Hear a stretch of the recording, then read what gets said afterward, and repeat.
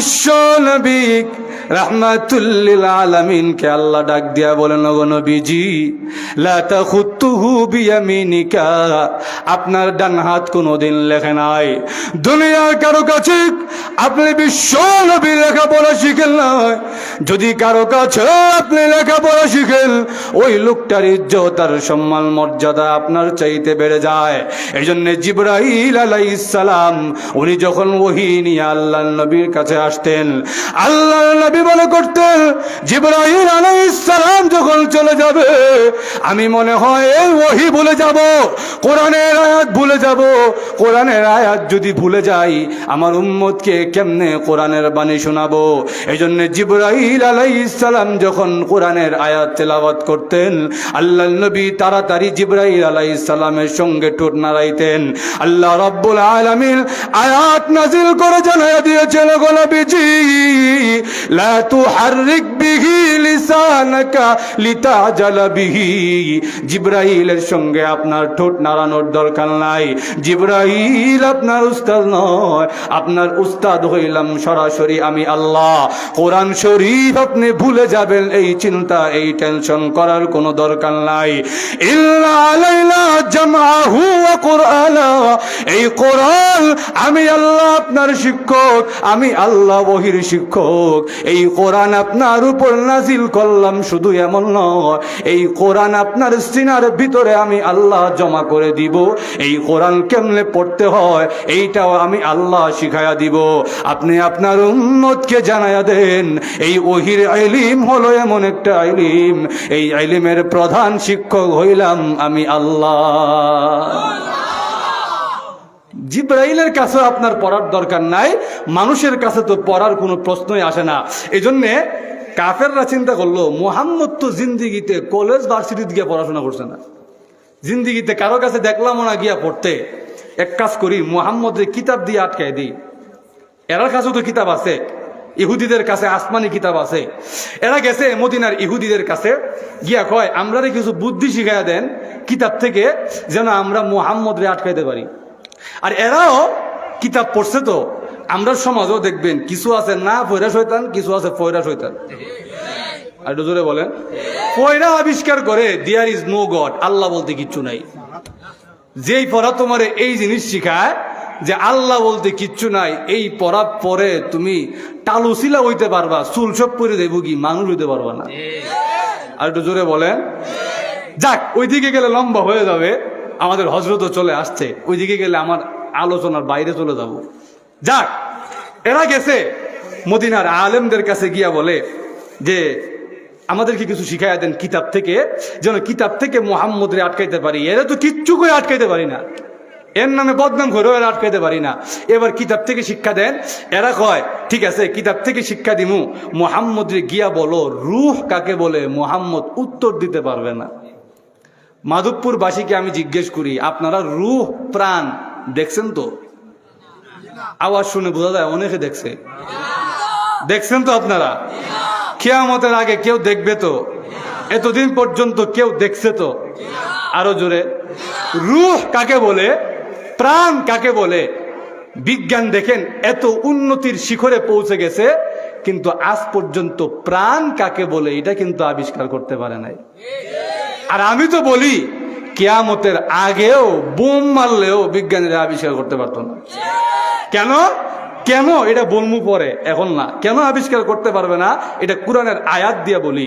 গেছে নবীজির কাছে, মুহাম্মদ আজকে তোমারে সাইজ করবার মতো একটা জিনিস পাইছি, এতদিন তোমারে সাইজ করতে পারি না, আজকে সাইজ করবো। তুমি তো জিন্দিগিতে কারো কাছে গিয়া পড়ো নাই, বিজ্ঞান কি কারো কাছে গিয়া পড়ো নাই। তোমারে এমন এক বিজ্ঞানের প্রশ্ন করবো, উত্তর দিতে পারবে না। আর উত্তর যখন দিতে পারবে না, বুঝে নিব তুমি আল্লাহর নবী না, তোমারে বাড়ি করে দিব। নবীজি বলে, বলো কি প্রশ্ন?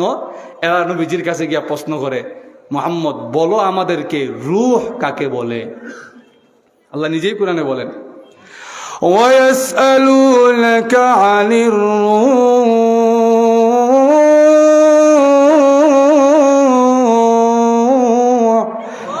আল্লাহ রাব্বুল আলামিন বলেন, ওগো নবী এরা আপনাকে রূহ সম্পর্কে জিজ্ঞেস করে, এরা জানে না দুনিয়াবি প্রশ্ন দিয়ে আমার নবীকে আটকানো যাবে না।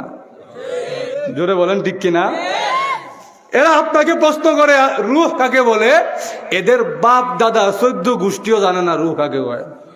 আর আপনারে উল্টা আয়াপেড়াগিরি জিজ্ঞাসা দেখায় যে মোহাম্মদ কৌ দিঘি পারলে রূহ কাকে হয়, এদের বাপ দাদাও জানে না রূহ কাকে বলে। আপনি এদেরকে শিখাইয়া দেন রূহ কাকে বলে। কুলির রূহ মিন আমরি রব্বি, আপনি বলেন এই রূহ হলো আমি আল্লাহর একটা নির্দেশ মাত্র। আমি আল্লাহ নির্দেশ দিলে রূহ থাকে, আমি আল্লাহর নির্দেশ নাই, রূহ নাই। জোরে বলেন ঠিক কিনা? কোরআনের আরেক আয়াতে আল্লাহ বলেন ফাআনফাকা ফীহি, মানুষের দেহটা তৈরি করার পরে আল্লাহ ওই দেহের মধ্যে একটা ফু দিয়ে দিছে, ওই ফুটার নামই হলো রূহ।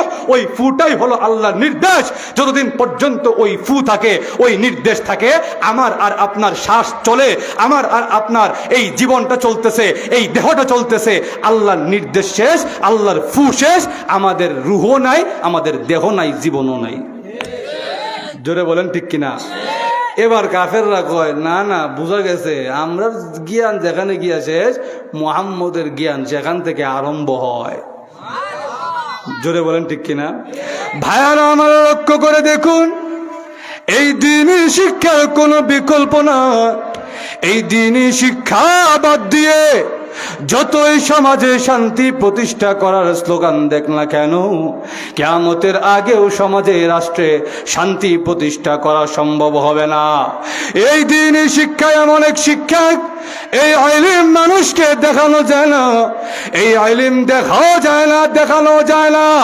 কিন্তু এই ইলমের পিছনে, এই দিনই শিক্ষার পিছনে যে মেহনত করবে, ওই ইলমের দাম বাড়বে না। যেই লোকটা মেহনত করবে, ওই লোকটার ইজ্জত আর সম্মান বেড়ে যাবে। আমরা সমাজে কিছু জিনিস আছে যেগুলো আমরা মানুষকে দেখাইতে পারি না।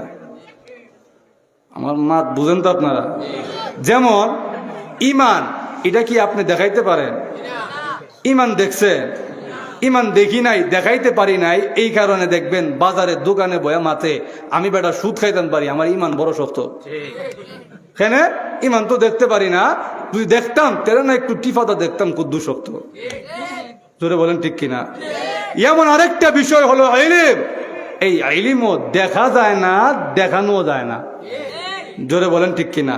কিন্তু ইমান আর ইলমের পিছনে যদি কেউ মেহনত করে, দ্বীনের শিক্ষা শিখতে গিয়ে যদি কেউ মেহনত করে, ইলমের দাম বাড়বে না, যে মেহনত করলো তার দাম বহু গুণে বেড়ে যায়। আর জোরে হন না সুবহানাল্লাহ। কেমন দাম বাড়ে? আল্লাহ নবী, বিশ্ব নবী রাহমাতুল লিল আলামিনের কাছে সাফওয়ান রাদিয়াল্লাহু আনহু এসে বলেন, ইয়া রাসূলুল্লাহ, ইয়া হাবিবাল্লাহ, আল্লাহর নবী গো, আপনার দরবারে এসেছি, আমাকে কোরআনের 2টা আয়াত শিক্ষা দেন, আমাকে কোরআনের 2টা আয়াতের অর্থ শিক্ষা দেন, কোরআনের 2টা বাণী আমাকে শিখায়া দেন। আল্লাহর নবী, বিশ্ব নবী রাহমাতুল লিল আলামিন ডাক দিয়ে বলেন, সাফওয়ান রে, আমার কাছে যে কোরআনের আয়াত শিখতে এসেছো, আমার কাছে যে কোরআনের বাণী শিখতে এসেছো, আল্লাহর কাছে তোমার এত ইজ্জত আর এত সম্মান বেড়ে গেছে, তুমি আমার কাছে আসতে গিয়া যতটা কদম ফেলেছো, তোমার প্রত্যেকটা কদমের নিচে নিচে ফেরেশতারা তার নূরের পাখনা বিছায়া দিয়েছে। তুমি যে আসছো আমার কাছ পর্যন্ত, প্রত্যেকটা কদমের নিচে নিচে ফেরেশতা নূরের ডানা বিছাই দিছে। এবার বলেন দেখি, আপনারা আবার এতক্ষণের আলোচনায় মনে করেন না যে আপনাদের সবাইকে এখন মাদ্রাসায় ভর্তি হইয়া আলেম হইতে হইব। এটা উদ্দেশ্য নয়। দ্বীনি শিক্ষার উদ্দেশ্য হলো অন্তত পক্ষে নামাজের মাসলা মাসাইল, অন্তত পক্ষে রোজার মাসলা মাসাইল, অন্তত পক্ষে হালাল হারাম কি, অন্তত পক্ষে উজুর ফরজ কয়টা, অন্তত পক্ষে গোসলের ফরজ কি, অন্তত পক্ষে কোরআনের কয়েকটা সূরা আমি সহি শুদ্ধ হয়ে পড়তে পারি, অন্তত পক্ষে কোরআনের 2-3টা আয়াতের অর্থ আমি জানি। এই শিক্ষা যদি আপনি অর্জন করতে পারেন, এতটুকু শিক্ষা যদি আপনি অর্জন করতে পারেন, আপনি বলতেও পারবেন না দুনিয়ার জীবনে আপনি সলিমউদ্দিন খলিমউদ্দিন থাকবেন, কিন্তু আল্লাহর আদালতে আপনার ইজ্জত আর সম্মান বহু গুণে বেড়ে যাবে। আপনি যখন আপনার মসজিদের ইমাম সাহেবের কাছে যাবেন, হুজুর আমার 2টা নামাজের মাসলা শিখাইয়া দেন, হুজুর কোরআনের 2টা আয়াতের অর্থ আমাকে শিক্ষা দেন। এই রমজান মাস, এটা যে কত বড় একটা নিয়ামত, আমরা এটা কদর বুঝি না। কেনে বুঝি না? কারণ মাগনা পাই লাইছি। জোরে বলেন ঠিক কিনা? মাগনা জিনিসের কদর এমনিও থাকে না। আপনারা ঘুমাই গেছেন? জাগনা আছেন তো? মাগনা জিনিসের কদর থাকে না। এটা দলিল কি? এক লোক দেখা যায় তার দামি একটা চাদর দিয়া একটা কম দামি জুতা মুছে। আরেকজন ওইটা কয়, এত দামি চাদর দিয়া কম দামি জুতা কেন মুছো? সে কয়, চাদর যতই দামি হোক না কেন এটা শ্বশুর বাড়ির সালামি পাইছি, আর জুতা এটা নিজে মাটি কাইটটা রক্তরে পানি কইরা জুতাটা কিনছি। যখনই আমি স্যান্ডেলটার দিকে তাকাই, মাটির টুকরি মাথাত নেওয়ার সময় যে কোমরে জিলহি মারছিন সেই কথা ইয়াদ হয়ে যায়। এই কারণে মাগনা জিনিসের, ফ্রি জিনিসের কদর বেশি থাকে। আরো জোরে, আমরাও রমজান মাস পেয়েছি, রমজানের কদর আমাদের কাছে নাই। এই রমজানে আপনি যদি নিয়ত করেন আমি দৈনিক 5টা হাদিস মুখস্থ করব, কোরআনের 2টা আয়াত শিখব, কোরআনের 2টা আয়াতের অর্থ শিখব, আপনার ইজ্জত আর সম্মান আল্লাহর কাছে বহু গুণে বেড়ে যাবে। একটু জোরে কন্যা সুবহানাল্লাহ। রাজি আছেন তো সবাই ইনশাল্লাহ? রাজি আছেন তো ইনশাল্লাহ? কে কে রাজি আছেন একটু হাত তুলে দেখান। আল্লাহ রাব্বুল আলামিন আমাদের সবাইকে কবুল আর মঞ্জুর করুক। হযরত